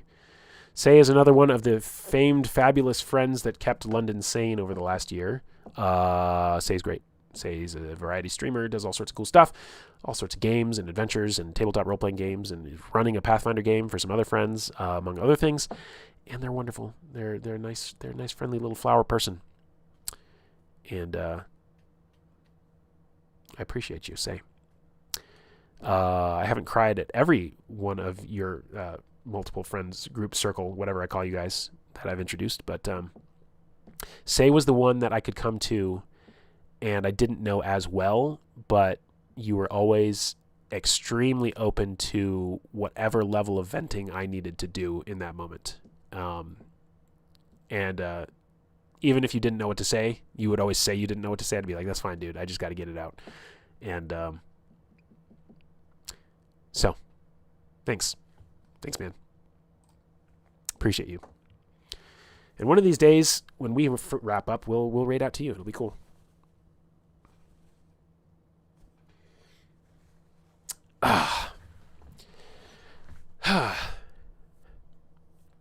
Relationships are so important. That's why I like games about them. Where were we? Yes, all the say puns. We got lots of those. What else? GM retake control once the interlude is over. Here's an example. The rulers of their city and the courtiers meet in the palace map room and ask, how do we legislate away the adventurers' community? That's harsh. Several accountants of the Thieves Guild whisper in a lamplit corner, our accounts are dangerously low. Who owes us money? In the wilds, normally hostile animal princes, let's go, hold a parley at a sacred spring to decide, can we forge an alliance to destroy the humans living nearby? One second. Okay. In the underworld, shades of your lost loved ones huddle around a glowing ember of a hitherto unnarrated memory to murmur. How can we change this for all of them? Eons ago, in a workshop in an Atlantean tower, scientists labor over a grand spell or clockwork that asks implicitly, what will set this going in your time to change the world? The Pantheon gathers around the grand stage of the world to hold a council and determine how shall we make these infernal adventurers pay for their pride. So, you get the gist. You take over as a world force, you make things more difficult for yourselves, and you get to, like, mustache twirl and see what comes out of it.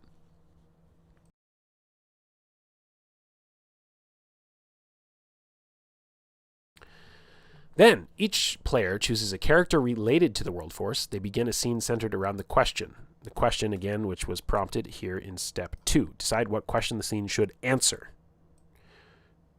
Again, language is important.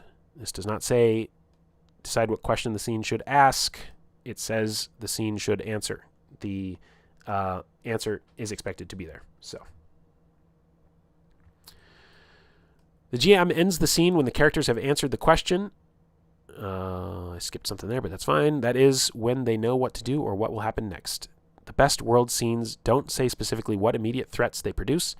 This gives the GM license to interpret the scene, and it preserves tension for the players. Okay, that's a good thing to highlight. So the players come together. They say, we want this question answered, but the GM has the flexibility to kind of steer it to affect the story. Cool.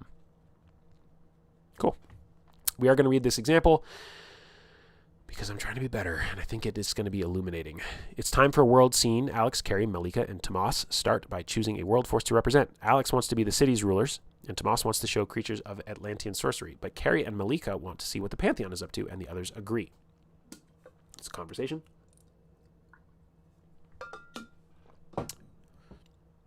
Next, they discuss what question to build the scene around. Malika says maybe the Pantheon foresees all the trouble the adventurers could cause, and they want to destroy them before it can happen. It's a pretty root one. Carrie says, I like them more fallible. What if they've lost something, and they want to find it before the adventurers do? Oh, that's good, Tomas says, an ancient artifact that could destroy them. You'll love it. That's actually very much like our second Girl by Moonlight campaign. The Thelis scepter was their undoing. There's general agreement. Jean, the GM, articulates the question, how will the Pantheon stop the mortals from acquiring a fearsome lost artifact, without saying what the artifact is? Jean looks at the list of Pantheon members and makes sure each player has a member to play. Jean says the Pantheon isn't on speaking terms with each other, so the players start the scene in an abandoned palace where the Pantheon used to meet regularly before their falling out. Alex is playing Anzu, goddess of light and color. They say, I go around and light all the braziers before the others arrive. I want to cheer this place up. Malika, as Masana, the demon of shadows, says, every light casts a shadow. I slink out from the dark side of a pillar and hiss at Anzu. Carrie is playing Kusariku, god of beauty. Tomas is Utu, goddess of tyranny. Both make their entrances. Tomas offers his idea of what the object, scrolling, is. We should have retrieved the Atlantean scepter before we destroyed them, but we were too hasty, and we scattered all their works across the earth. Carrie yes-ands this. Anyone who finds it could claim the Atlanteans' old throne, and all the power it conveys, says Malika. But how do we know the scepter still exists? Alex replies, it came to me in a dream. I saw it in a cave, but I don't know where the cave is. Okay, pause. So, the players are playing this world scene out. And this player is literally creating the context for where the scepter is. So they're guiding where the story is going to head to, because now the player characters are like, oh, we have to now figure out how we're going to find out that this scepter's in this cave. We all know as a meta-knowledge thing because we created it together. So that's what's happening here. Carrie says, if it came to you in a dream, it could appear in the mortals' dreams too. Maybe not. Then out of character. Wait, who's the god of dreams again? Jean leans in. Nobody picked that domain when we made the Pantheon, but you could say there's a fifth god who disappeared a long time ago who was god or goddess of dreams. I love that, Tomas says. Then, after looking up the available names of deities, he says, as Utu, let us find Emesh, goddess of dreams, and convince her to show us the scepter's location while sowing false dreams into the mortals' minds. Then we'll find the scepter, and the mortals will find only confusion. Boom. Yeah, some people would hate it, but maybe they're lame. You could say this is giving me too much control and I don't want to steer things this much and I want to sit back and I want the game system or the mechanics or the GM to create the world for me and I want to move through it and that's it. I don't want to touch. I don't want to writer's room. I don't want to do anything else.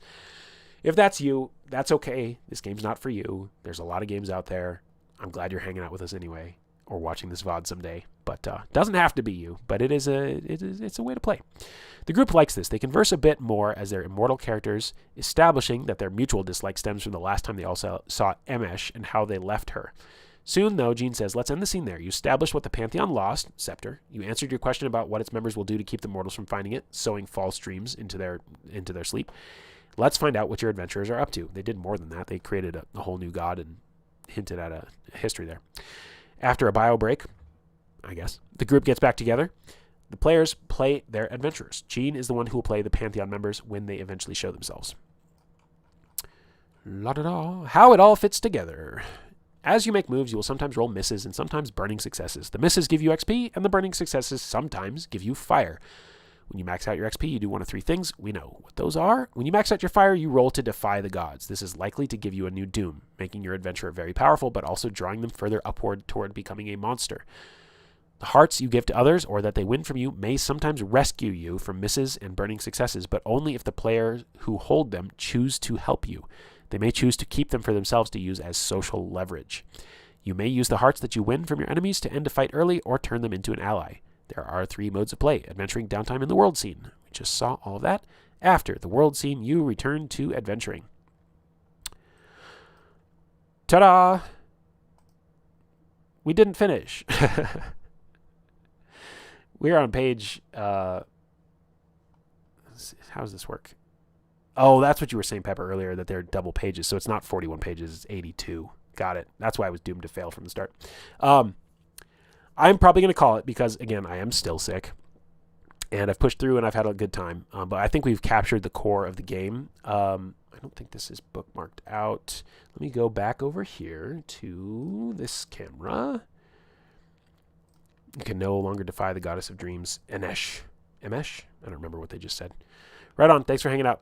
LHS, Rune Lord himself. Good to see ya. An hour and a half, and we can finally learn how to start the game. Now, to be fair, it did not need to be an hour and a half, but, you know, that's the London Station way. That is the London Station way. And, you know, this is a free download, so you guys can pick it up on yourselves and read it for yourselves and read it more. And we'll continue to discuss it, I'm sure, in the London Station Discord, which is a great pivot to the Patreon and the Discord and how you can support London Station. So we do have a Patreon that's linked to Discord, and you can get access to it for the low, low price of $3 a month. Gets you 99% of everything you could possibly want to do with our community.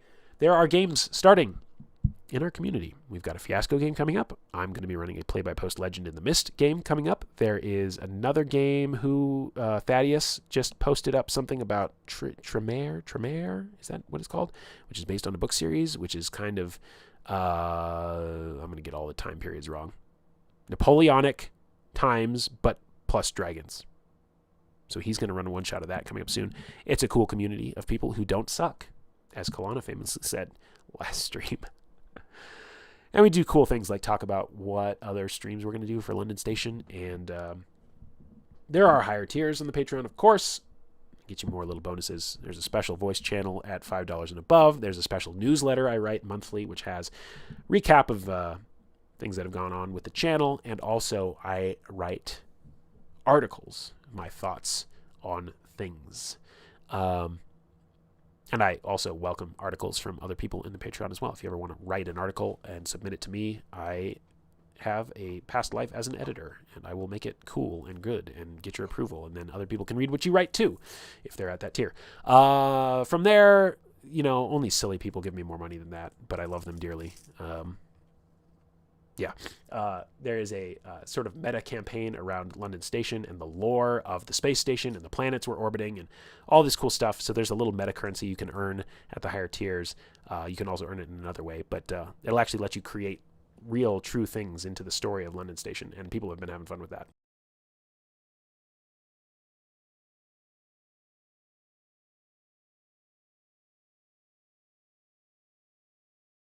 It's historically accurate. They just had dragons back then. Maybe it's like an alternate ending to How to Train Your Dragon series, where they just continued on. Hope you get feeling better soon. Me too. I think I'm going to wake up tomorrow feeling good. I think. That's my over-under on that. What do we have to do for Amber Coins? Just be cool. Just be cool. I put in so Amber Coins from Hearts of Ravensdale. The Me6 bot on the back end. I think it's a cleaner way to do call-outs. So just be awesome, Pepper. Just be awesome. Run games. I'll give you an Amber Coin for running a game. So I can react with this little Amber Coin reaction. And it only works when I do it, but it posts your post over to the commendations board. And it makes people feel special and appreciated. So that's what you do for Amber Coins. Anyhow, there is a chance that there is a little bit more I want to look at here. If I could get Adobe to just please. I want you to do the thing where I'm looking at you one page at a time. There you go. And we don't do scrolling. Thank you. So this next section, this chapter that we didn't get to, is about building out the world. Again, this is free to download on their page, which let me actually find that for you because I have it bookmarked for myself. And bam. So it is through BackerKit, and it is still open for pre-order again. if they start fulfillment and you haven't pre-ordered, you might be locked out for a while, and I've got to think about that too. So I don't want to be locked out from this game. Hardcover for 40, not bad.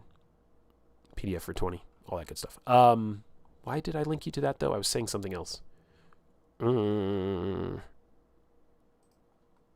not even sure where you download the Quickstart. Do you have to go here? I want to find out so I can direct you guys properly. Yeah, okay. So if you go to that pre-order page, it says funded on, and then there's a little link that says view the campaign. Oh, what the heck. We'll just put that link in here too. Why not? Why would I not just put that link here too? Put the links on the Discord as well for anybody that wants to check in, but then you can see the actual full campaign, the little trailer video for it, and somewhere play the quick start, and then there's a link to download it.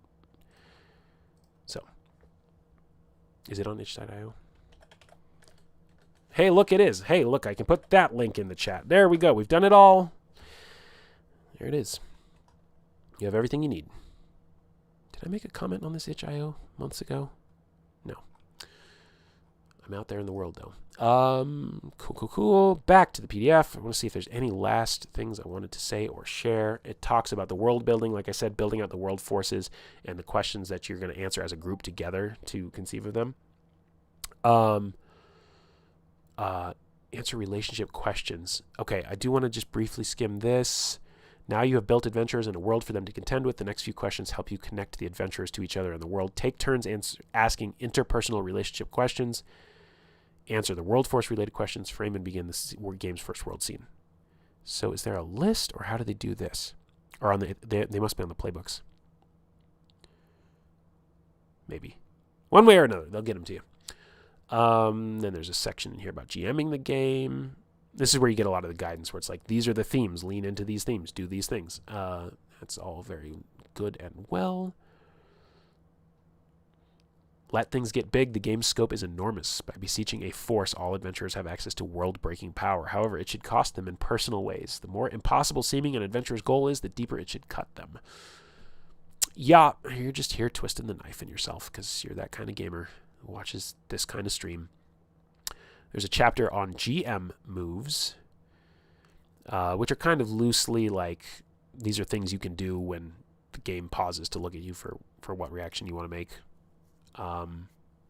Guidance, like enemy reaction moves. It says hurt an innocent, take a hostage, propose a deal. Just ideas there. Playbook specific GM moves. Now that's interesting. So that leans you towards forcing them to explore that playbook even more closely. Right on. Building an adventure. Advice, running combat. The combat, I'm guessing, is going to be pretty interesting. There's a little bit more here than I might expect. But PBTAs in combat that's a complicated world. If you're coming from a traditional gaming, I'll say. Because it's not about moving on a grid or hitting a target AC or anything like that. It's very much about the flow of the narrative and the spotlighting and what happens in what order and the truths that are being developed on the spot. So, and then it is the adventure. And then there's kind of, I guess you'd call this a bestiary. Examples of creatures of like 0, 1, and 2 epithets. Talking all here about ghouls and how they have shape-shifting camouflage. So there are like world elements to these creatures, and of course you can make your own, I'm sure. Sphinxes, yeah. This is cool. There's a names page in the back. All sorts of, let's show this briefly. Names for people, cities, and immortals. Casual names, Adira, Anusan, Tahara, and what they kind of mean. I don't know, but I suspect that these were taken from actual Mesopotamian languages and common names, so that's cool. Names for artists and performers. Lots of cool ideas here. So you can just, invest in it more. Seems cool. The verdict is, it seems cool. So, appreciate you guys hanging out, doing the things we do when we hang out. We're going to look to see what any of our friends are up to. Oh, what are they playing tonight? I don't know what this game is, but actually a bunch of our friends are all in the same campaign together. Having names list automatically bumps a game up at least one tier. Agreed, yeah. Especially if you're trying to like carry a particular vibe, right? So, we're here at the closing statements, and I'm going to try and, again, breathe so I can talk.